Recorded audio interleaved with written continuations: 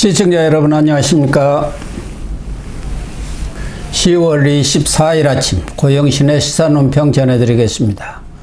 시청자 여러분, 엊그제 열린 서울중앙지법 등에 대한 국회 법사위 국정감사에서 민주당 의원들이 이재명 방탄, 이재명 일병 구하기에 나섰으나 오히려 매를 벌였다는 평가가 나오고 있습니다. 나름대로 이재명 대표에게 충성을 하느라고 그랬는지는 모르겠습니다만 선거법과 위중교사, 대장동 재판 등이 진행 중인 김정중 서울중앙지법원장, 대북 송금 재판이 걸린 김세윤 수원지법원장 등을 상대로 공정한 재판과 재판부 재배당 공세를 폈는데요.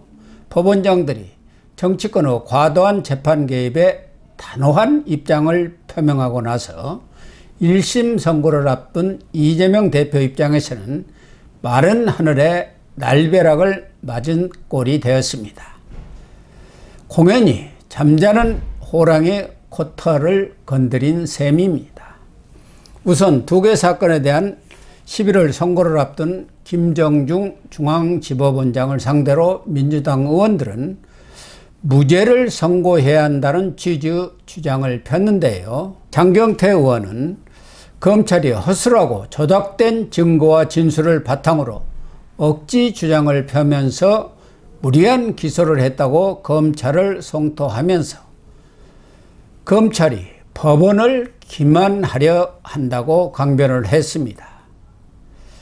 검찰청 국감에서 따질 얘기를 왜 법원 국감에서 주장하는지 모르겠지만 재판을 통해 검사든 피고인이든 허위 조작 기만 행위를 가려내 엄정한 판결을 내리는 것이 판사들이 하는 일 아닌가요? 과잉 충성을 하느라 번지수가 틀린 엉뚱한 주장을 하고 나선 셈입니다. 변호사 출신인 전현희 의원은 이 대표가 받고 있는 선거법상 허위사실 공포 혐의와 관련해서 김문기 전 성남도계공 개발 1차장을 알았느냐 몰랐느냐는 문제는 주관적 인식의 문제로 선거법 어디에도 해당되지 않는다고 주장했습니다.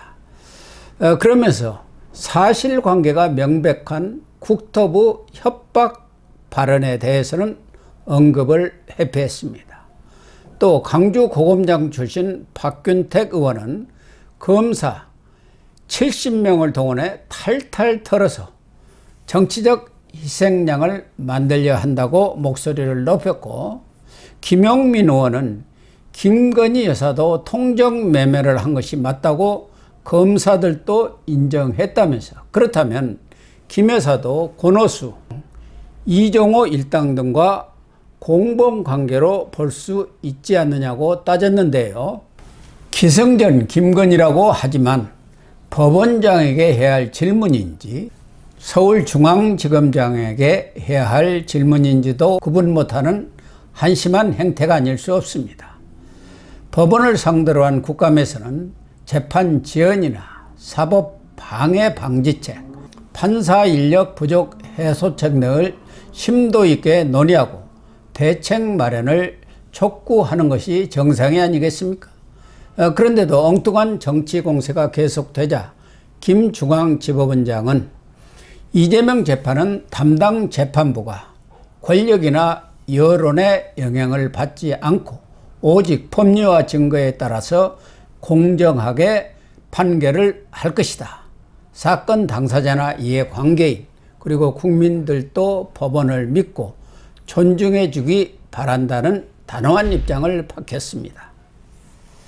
재판 지연의 대표적인 사례로 비판을 받고 있는 정치인 재판에 대한 신속한 재판 의지도 피력했습니다. 어떻게 보면 당연한 말 같지만 조희대 대법원장이 권력과 여론에 굴복하지 말고 당당하게 그리고 신속하게 재판해 달라고 여러 자리에서 강조했던 말과 맥락을 같이 하고 있습니다. 대법원장이나 지법원장이 해당 사건을 재판한 것도 아니고 재판에 영향을 미칠 수도 없습니다. 그러나 법원 수뇌부의 이런 일관된 입장 천명은 김명수 전 대법원장이 물러난 이후 달라진 사법부 분위기를 반영한 것이고 재판을 진행하고 있는 일선 판사들에게 일종의 가이드라인이 될 수 있습니다.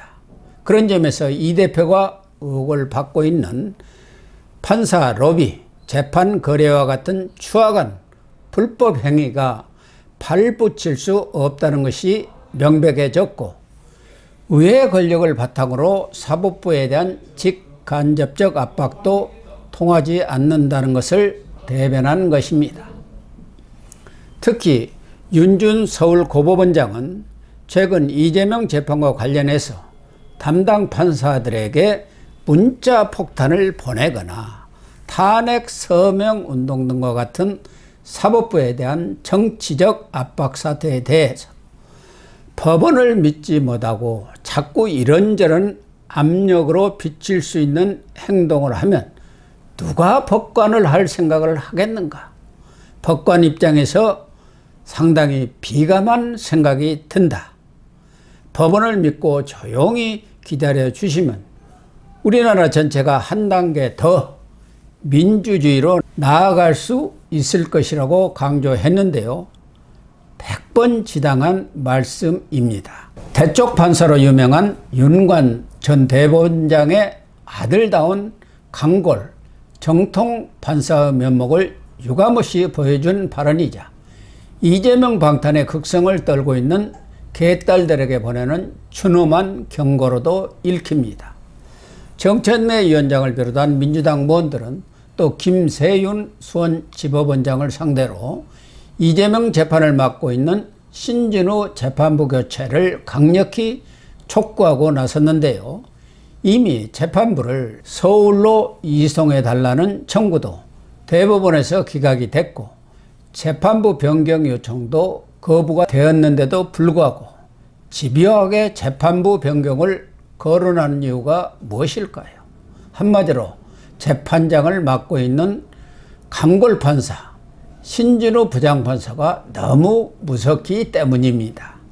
신 부장판사는 800만 불 대북 송금 사건의 공범인 이화영 전 경기도 평화부지사에게 9년 6개월의 중형을 선고한 바 있습니다.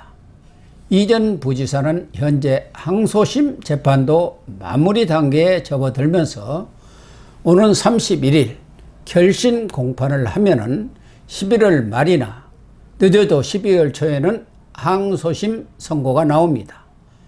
1심 선고가 뒤집혀질 가능성은 현재로선 전무합니다.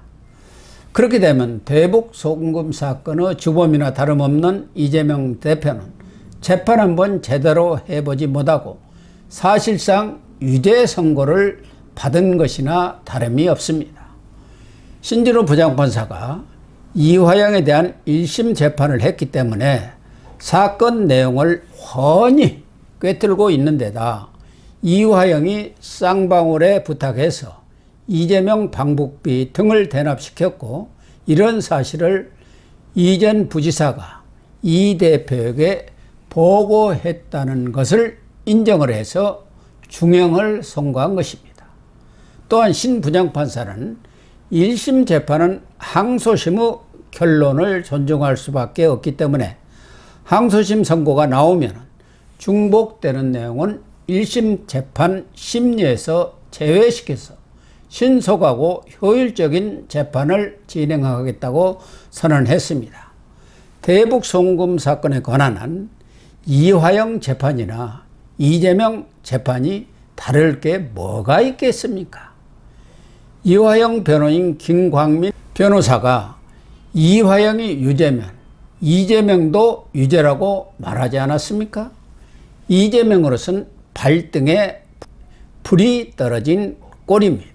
그래서 민주당 의원들이 국정감사를 이용해서 재판부 변경 공세를 강력히 펼쳤지만 김세훈 수원지법원장은 재판부 배당은 임의로 배당한 게 아니고 전산으로 자동 배당했으며 관련 법령이나 예규에 공범을 재판하는 경우 재척 사유로 규정하고 있지 않으며 또한 대법원 판례라고 거부 의사를 분명히 했습니다. 사리에 맞지 않는 억지 주장을 하다 보니 야당의 압박이 전혀 씨알이 먹히지 않은 것입니다.